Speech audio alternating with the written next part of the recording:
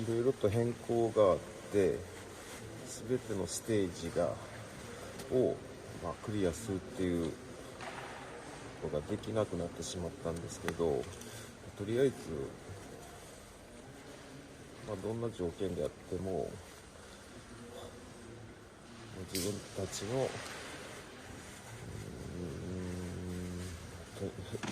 できる範囲の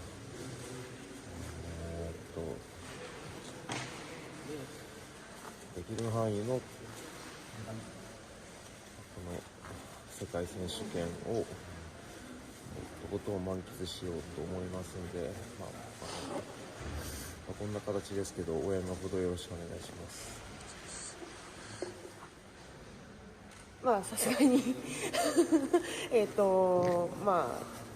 ドベンチャーレース最初から最後まで全て笑顔だけで乗り切れると思っているので、チームのためにですね、一番、体力走力のない私が、必死になることも必要だと思いますし、想定内です。でも最後にはですね、笑顔で3人で笑ってゴールできるようにしたいと思ってます。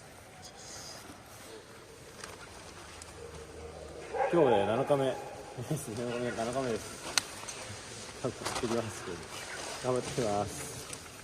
頑張ります。頑張ってるんですけど、頑張ってるよ。頑張れてます。ありがとうございます。まだいきます。